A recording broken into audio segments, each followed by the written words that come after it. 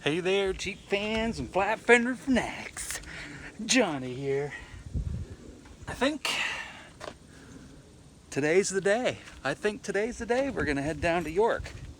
So, I just wanted to share my loadout with you guys first. You can see we got a little rain last night. Boy, I was driving home from work last night. Holy smokes, the lightning was coming down everywhere. The rain was coming down in buckets. I didn't get too wet though. The old top's holding up pretty good. So, let's talk about the loadout. What I'm taking with me across the country. Obviously, we're taking the old M100 here, 1952 steel here, Strick manufacturing. I got a pair of spares underneath strapped up to the bottom of the tub. Let's see if I can get that light to. Maybe if we zoom in here like this. There we go. Got one strapped up under the axle, and then one strapped up right behind the landing gear. So I got a crate full of tire equipment. I got an upper intake gasket, my jack crank, 2 tubes, fuel pressure gauge, a 4-way tire iron plug kit, tire plug kit, because these tires on the trailer are tubeless. I run them tubeless, so I have I got a inner tube repair kit, 2 inner tube repair kits for the Jeep tires, and a hand pump, and two tire spins to change these trailer tires. That's in that. That ought to get us. Oh, there we go. That ought to get us down the road. What do you guys think? I think so. We got our catalytic heater. We got our folding field table. We got our tent poles and the 4 corner poles there. Our tent is in this duffel bag, rolled up, and that's one of those Boy Scout wall tents. The walls are about 3 feet tall, and then the top of the peak of the tent's about like this. Probably about a little taller than the trailer here. That kind of blue. My recovery box is that metal box up there. That has a length of chain with snatch hooks on it. Has some rope in there, ratchet binders, come along. Let's just go look. What's the matter with me? Here's my lamp box. This has 2 kerosene lamps in it and some Bite Fighter tiki fuel, which I run. Doesn't seem to do a darn thing. Doesn't do anything to keep the mosquitoes away. But yeah, there's 2 kerosene lamps in there. I thought that was pretty cool. Yeah. My recovery box. Oh, I got 2 shepherd's hooks down here too to hang the lamps on. Polish bread bags. I got them off of Coleman's Military Surplus. They were on sale too. They were 2 bags for $10, so $5 a piece, I think. Yeah, pretty nice bags. So I bought 4 of them. Oh, jumper cables, some hardwood blocking. Sorry, the camera's not pointed the right direction here. Some rope for lashing, rope, jumper cables, ratchet binders, hardwood blocking. I got the yellow chain down there. We got the old come along down there, Old Faithful. We've been using that come along since I was a little kid. Some more lashing stuff. Reese receiver that it bolts on the back of my Jeep. Those 4 bolts that you bolt your pintle hook to, in the back of the Jeep. I made a Reese receiver the same bolt pattern. I know you can buy them, but we make stuff around y'all. Okay, so that's what I call my recovery box. Did I say the catalytic heater already? I got a gallon of Canvac back there, an extra fan. I'll explain that fan in a minute. A gallon of white gas. Bus tub, dish towels, Yeti, one of those aquatainers. Now I'm going to fill that up what I can for washing up and dishes and laundry and stuff like that, not drinking water. I'll just get one of those Deer Park drinking water dispensers. The fan, I have a clutch fan on my Jeep, and I stored it the wrong way. Make a long story short, I stored it so the shaft was down. You're supposed to store them so none of the oil inside can leak out, and I stored it the wrong way and some of the oil leaked out. I was like, well, I don't want that thing to crap out on me in the middle of the highway somewhere. Originally I had a hard fan on there. Sounds like it's funny, so when you get on it, sounds like you're getting ready to take off the runway. Sounds like a propeller. Wah! So I have that as a backup just in case. Got a 40mm can here full of spare parts. Let's go in here and look, see what we got in here. 1157s, 1156s, 97s. Distributor, the cap and rotor is brand new. A new set of spark plug wires in here, serpentine belt, upper radiator hose, intake gaskets. I got a spare engine computer in there too, because I had two. I said before in one of my previous videos, I had two of the exact same vehicles, donor vehicles. What else do I have in there? Oh, a spare ignition coil. It's all the stuff that's gonna kind of leave me screwed.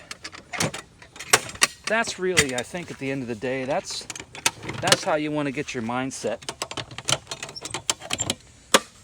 What could break that's going to leave me absolutely screwed? Those are the parts you want to bring. I got an electrical kit here with a... Now check this out. Take a look. I made this out of canvas. Get a little closer view here. Oh, yaw, yaw, yaw. I got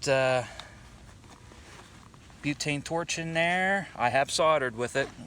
It's not the best, but if you're somewhere with no electricity, what are you going to do? I got a pouch in here for a butane bottle. Got my wire cutters and strippers. Got my multimeter in there. I got a roll of electrical tape. I like to heat shrink all my electrical joints, but you know, in an emergency situation, I'm not worried about that. And then this little flap here has my soldering tip and the other butane torch tip in there. This snaps like that. And then this snaps like that. And then you got yourself a shebang. A whole jobber right there. What else do I got in here? I got a 12 volt CFL light. It came with Dad's solar kit. If I have to, I'll make some kind of end that I'll put a 12 volt, I'll put one of those cigarette lighter ends on here to plug it into the old Jeepy-Roni. Test lead, a couple lighters for you know what, you never know what, rather. Rosin core solder, a board to solder on. When I solder, I like to have something I can press the soldering tip into the wire. It heats it up faster instead of screwing around. That's how I like to solder. Needle nose pliers for cutting wire. Some zip ties, dielectric grease. I keep it in a sock because that stuff has a habit when it gets hot of just leaking out of that stupid bottle and it gets everywhere. And then if you get that stupid dielectric grease on your fingers, there's some on the sock. I just got it on my fingers. It's like it feels weird. Oh, I hate that. So it goes in a sock, which apparently didn't help because I got it on my fingers anyways. This is actually for my Coleman stove. This should go over there in my lamp box. Okay, so that's my electrical bag. You know, you could take everything in the kitchen sink, but at the end of the day, you have to realize you're trying to conserve weight here. You're not trying to take everything you have. 3 waterproof canvas tarps. Got my oil bin there. Talked about the tent. 2 USGI intermediate cold sleeping bags. The meaty part of the modular sleep system. So yeah, that's what we got so far. I'm just gonna sit here real quick and get out my list so we can talk about what all I had on my packing list. I need to get a haircut too, man. I'm looking like a dirty hippie and I smell like one. Okay. Blah, blah, blah, blah, blah. Yeah, I did everything I'm going to do except the toe in, and I can do that in York. All right. Shepherd's hook, 2.5 gallon of drinking water, 6 gallon water jug. That's the blue one. Easy Up. Oh, I got the Easy Up in there too. tent, steak bag, my clothesline. I gotta get my clothes washing bucket. Yep. I have plastic bag liners for the toilet seat and some biodegradable bags. Oh, I think everything on here I already talked about in the trailer. Phone charger, watch charger, one of those battery packs for my phone. Don't forget to cash money. I'm not going to be carrying much money, only about $20 cash. Socks, shoes, flip-flops, undershirts, shorts, one pair of pants, hoodie, insect repellent, sunglasses. Coat for the Rockies, question mark. You know, that reminds me, I need to check the weather out in the Rockies today and see what the weather's like out there. Gallon of Canvac, we got her in there.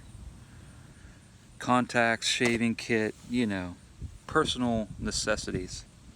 I'm gonna go to Walmart, make a Walmart run, get some of those little travel thingies to put my body wash and my shampoo in.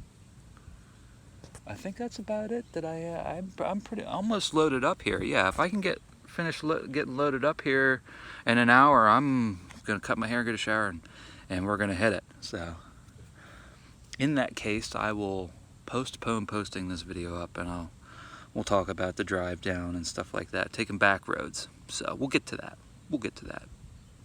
See you in the next chat. Welcome back.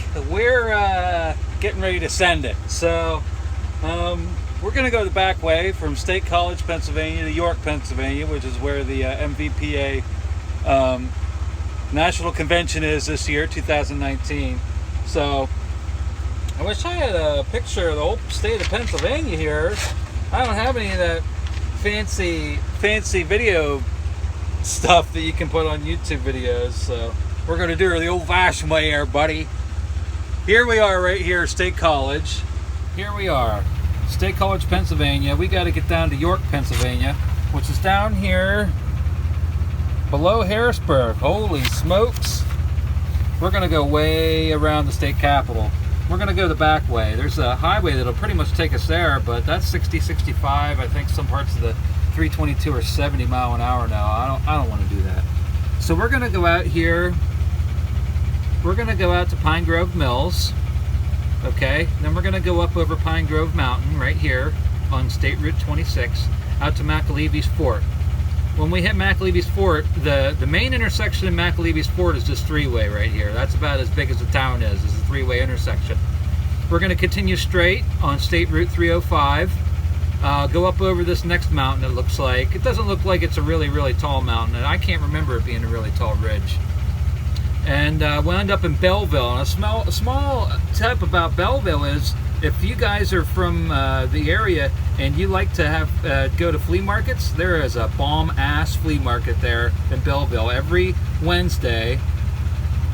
Is it every Wednesday? Check it out on the internet. I'm pretty sure it's every Wednesday in the summer. So then we're going to turn north up here on State Route 6055 North, and that's going to take us into Reedsville, which is along 322, Highway 322. U.S. Highway 322, I should say. Yeah. Okay, so Reedsville, where this is 655, we're bopping on up through Yeagerstown into Reedsville. We'll go under 322 into Reedsville, then we'll turn south and go down and through Highland Park into Lewistown, out the other side of Lewistown. And then we'll get out onto this road, looks like 333. If we follow 333 back into Lewistown, that's what we want. 333. We'll follow 322 down into Port Royal, which is where the local dirt track is. Keep on going on 333 until we hit, oh, I think Port Royal, yeah. Then we want to go south on, what's this road number? Doesn't have a number, but we want to hit 74 South. Now when we get to 74 South, the hard part's all over. We just follow Pennsylvania 74 all the way down through Carlisle, keep on trucking on 74, shut the front door, and look where you end up if you stay on 74. Actually, I was looking at the map on my phone, and if you keep on going, on the end of 74 is pretty much right to the York Convention Center. Bada chinga. So we're gonna take on, how much fuel do we have? Not enough to get to York, so we're gonna fill up and get something to drink and air up the tires, fuel up, get something to drink, yeah, maybe something to munch on, then we're gonna hit it and split it. All right, folks, see you in York.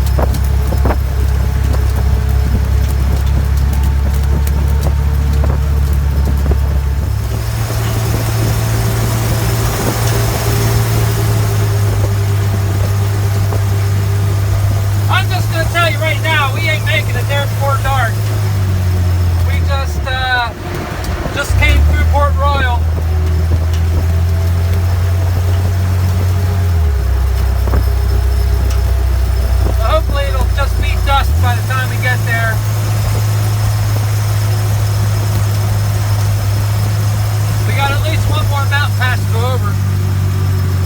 That baby right there, looks like a treat.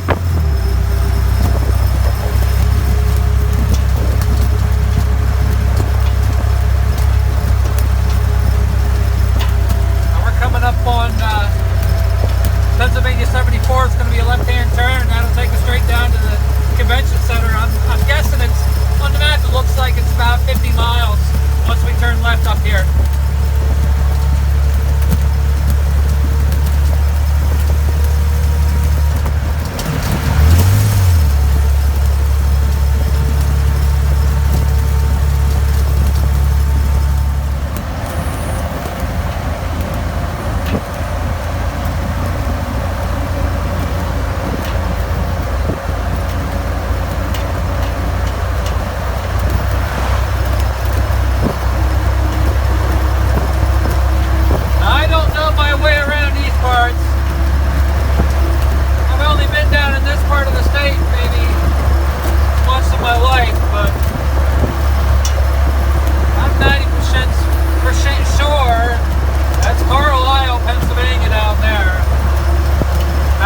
About another 15-20 miles on to York.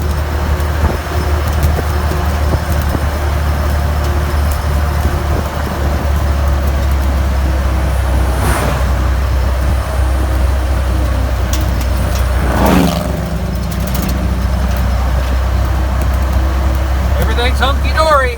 Well, hey folks, it's 11 p.m. We made it to York. Only got pulled over once in Carlisle. I have my blackout convoy lights wired in as my marker lights on the trailer, and I guess they didn't like that too much. So sat there for about a half an hour, then got her fired up and got down here. So we're at the Walmart Supercenter. We're gonna go in here and get some ice and some other vittles, and then go over to the Expo Center and park and maybe sleep in the trailer, see how that works out. All right, see you tomorrow.